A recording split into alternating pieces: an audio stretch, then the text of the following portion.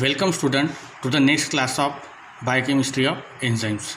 In this lecture we will study the factor which affect the enzyme action and inhibition of enzymes. So first we will see the factor which influence the enzyme action. First is effect of temperature on enzyme action. Velocity of enzyme reaction increases with the temperature increase up to maximum limit, and then the rate of reaction is decreased or enzymatic reaction is decreased. It means when you increase the temperature slowly, the rate of reaction will increase.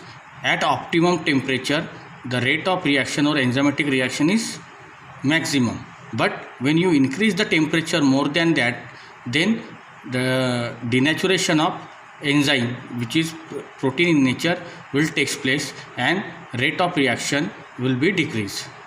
A bell-shaped curve is usually observed. A temperature coefficient or Q10 is an increase in enzyme velocity when temperature increase by 10 degrees Celsius. For majority of enzymes, temperature coefficient is between 0 to 40. Means most of the enzyme act between 0 to 40 degrees Celsius. After or below that, the enzyme will get inactivated or denatured. Increase in temperature result in higher activation energy of molecules of both substrate and enzyme. The reaction will proceed at faster rate. The optimum temperature for most of the enzyme is between 40 to 45 degrees Celsius. But few enzymes like venom phosphokinase, muscle adenylate kinase are active even at 100 degrees Celsius. They are stable because very stable structure and conformation of these enzymes. In general, when enzymes are exposed to temperature above the 50 degrees Celsius, denaturation of protein or enzymes will take place. When denaturation takes place, there is a distortion or dearrangement on tertiary structure. Means tertiary structure will break down into primary and secondary structure. Majority of enzymes become inactive at higher temperature above 70 degrees Celsius. Now see here at the image, if the temperature is 0, reaction will be not take place. Then when you increase the temperature by 10 degrees Celsius, the rate of reaction will increase as the temperature increase, because heat energy is increased. It increase the collision between substrate and enzyme at optimum temperature. At for consider 37 degrees Celsius, the rate of reaction will be faster. But when you again increase the temperature, there will be the denaturation of protein will starting takes place. Then at extreme temperature, all the tertiary structure will get breakdown and rate of reaction will be again 0. It means if you increase the temperature, rate of reaction will increase up to optimum limit, then rate of reaction will decrease. The next factor which affect the enzyme activity is pH.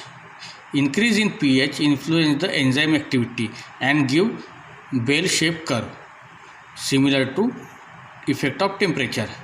Each enzyme have a maximum velocity, means each enzyme work at maximum speed at particular pH or optimum pH. Below and above this pH, enzyme activity is much lower.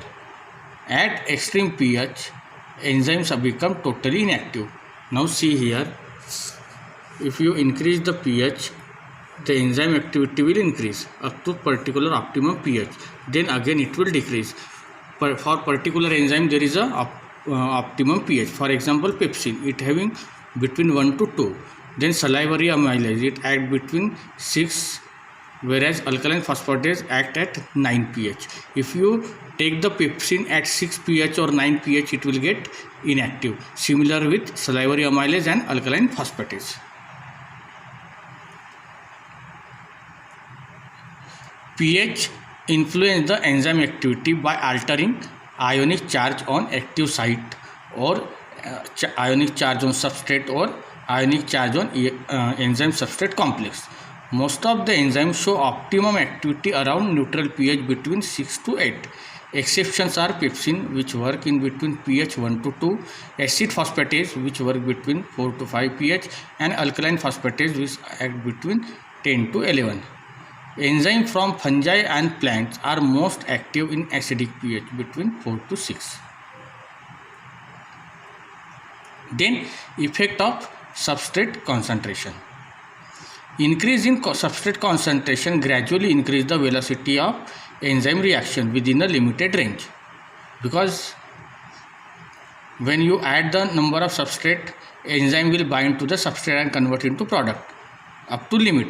But when you add more excess amount of substrate, there will be no enzyme available to bind with the substrate.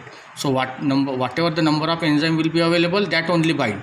So up to the number of enzyme, rate of reaction will increase. Then it will be a steady, means the rate of reaction will be same whatever the substrate you add.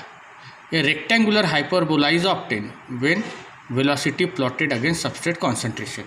Here in this image you see, when you increase the substrate concentration, the rate of reaction will increase.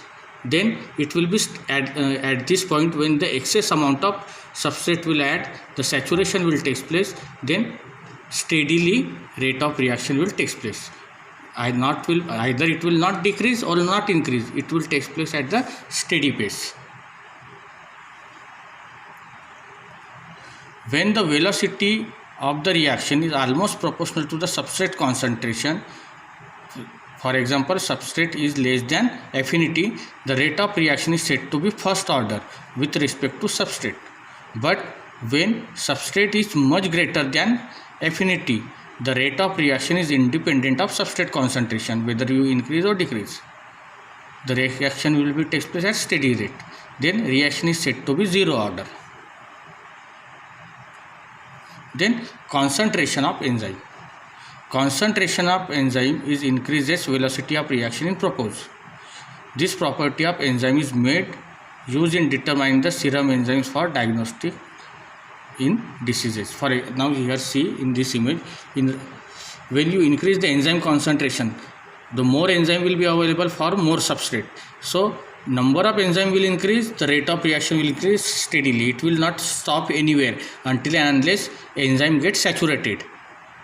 So here you will get steadily increasing rate of reaction, whereas in concentration of substrate, you found the one point, after that the rate of reaction takes at steady pace. But here in concentration of enzyme, if the increase in enzyme takes place, rate of reaction will increase continuously. Then effect of product concentration on enzymatic reaction. Accumulation of reaction product, the substrate which converted into product, that product decreases the enzyme velocity. The product combine with enzyme's active site. It form a loose complex and inhibit the enzyme activity. Then effect of light and radiation. Exposure to ultraviolet, beta, gamma and X-ray inactivate the certain enzyme. For example, ultraviolet rays inhibit the salivary amylase activity. Then effect of activator on enzyme activity or enzymatic reaction activity. Some of the enzymes require the inorganic metallic cations. For example, magnesium, manganese, zinc, calcium, cobalt, copper, sodium, potassium for enzyme for their optimum activity. Requirement of anion to enzymes to perform their function is rare example, but there are some enzymes which require the anion also. For example, chloride ion, which is anion, is required for the amylase enzyme to work optimum rate. Then phenol oxidase, they require the copper cation. Then pyruvate oxidase, they require manganese. Then xanthine oxidase, it requires molybdenum. And cytochrome oxidase, they require iron and copper for their optimum functioning. Next is enzyme inhibition.